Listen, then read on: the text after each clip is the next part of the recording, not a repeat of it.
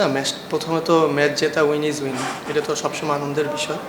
আর ক্যাপ্টেন্সিটা আছে আমি একদম নতুন, আমি মনে হয় এরকম ভালো লেভেলে এরকম কখনোই ক্যাপ্টেন্সি করি নাই, বাট এটা আমার প্রথম ছিল। আমি একটু এক্সাইটেডও ছিলাম, প্লাস ওভারঅল মিলে আলহামদুলিল্লাহ। রাতের খেলা তো ডিউ থাকবে, বাট আমার কাছে মনে হয় যে টস জিতে ব্যাটিং নেওয়াটা এটার কোচের একটা ভালো ডিসিশন ছিল।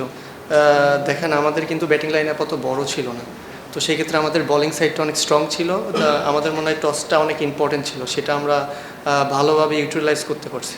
হ্যাঁ, অবশ্যই আশা করি তো নেক্সট ম্যাচ থেকে আমরা 4টা ওভারসিজ নিয়ে খেলতে পারি।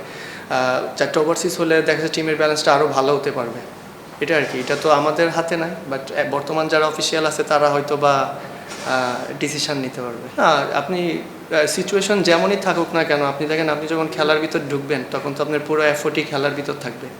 তো এমনই আর কি, সবার এফোর্ট এমনই ছিল, যেমনই হোক অ্যাটলিস্ট মাঠে ঢুকলে যেন আমরা ওরকম প্রপার ইন্টেন্ট শো করতে পারি। দেখেন এরকম কিছু না, নর্মালি ফরেন যেমনই ছিল তেমনই খেলতে হতো, বাট আমার মনে হয় এটা যে আল্লাহ রিজিকের একটা বিষয় থাকে, যে আল্লাহ হয়তো ভেবে প্ল্যানিং করছে আমাদের এইভাবে হবে। বাট দিন শেষে আমি বললাম যে যতই ঝড় তুফান যাক না কেন, বাট খেলা তো মাঠের ভিতর। আপনি যখন 22 গজে ঢুকবেন তখন আপনার মেন্টালিটি খেলার জন্যই থাকবে।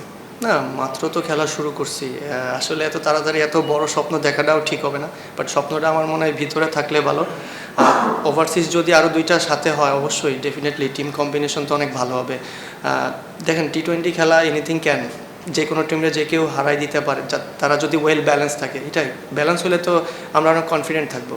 দেখেন আপনারাও যেভাবে নিউজ করছেন বা আপনারা যেভাবে জানেন যে আসলে এটা একটু ডিফিকাল্ট ছিল, বাট বললাম যে দিন শেষে ক্রিকেট খেলা, যে আমরা তাড়াতাড়ি মানিয়ে নিয়েছি এটা important. But as a player হিসেবে স্বস্তির একটা জায়গা থাকে, সেটা হয়তো বা আমরা এটা জিনিসটা দেখা যাচ্ছে খেলার ভিতরে হতে পারতো, বাট খেলার শুরুর আগেই জিনিসটা সলভ হয়ে গেছে, জিনিসটা এই জন্য হয়তো বা প্লেয়ারদের জন্য ভালো হয়েছে। হ্যাঁ, সেটাই তো বললাম। হ্যাঁ, অবশ্যই সেটাই তো বললাম যে খেলা শেষ হওয়ার মানে হইতে পারতো না, খেলার মাঝপথে এমন একটা দুর্ঘটনা হতে পারতো, তো খেলা শুরুর আগেই সেটা কমপ্লিট হয়ে গেছে। এই জন্য সবাই একটু ফ্রেশও আছে, প্রেশার আমার মনে হয় এখন কারোরই প্রেশার নাই, সবাই মেন্টালি ফ্রি এখন ক্রিকেট খেলতে পারবে।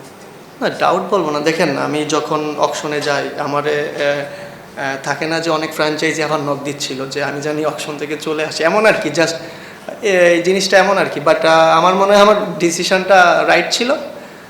আমি হয়তো বা ফ্রিতে গেলে হয়তো বা আমার কাছে মনে হয় হয়তো বা আবার নাও হইতে পারতো, বাট এইটাই আর কি।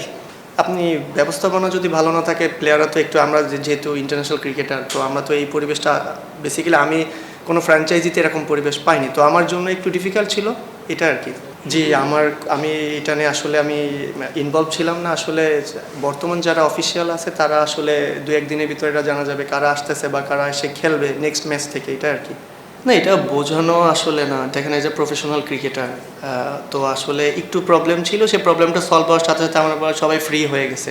যেটা আমার মনে হয় যারা কোচিং স্টাফে যারা নতুন আসছে বা যারা নতুন অফিসিয়াল আসছে, তারা আমাদের পুরো মেন্টালি ফ্রি করে দিয়েছে। বললাম তো যে আমরা একদম মেন্টালি ফ্রি ক্রিকেট খেলতে পারছি এখন।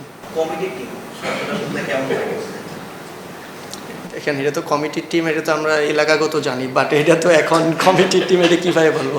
এখানে তো লাইভ টেলিকাস্ট ম্যাচ, এখানে তো কমিটির টিম যদি থাকে এটা তো লাভ নাই আসলে। জাস্ট ফান করে বলছেন, এটা ঠিক আছে।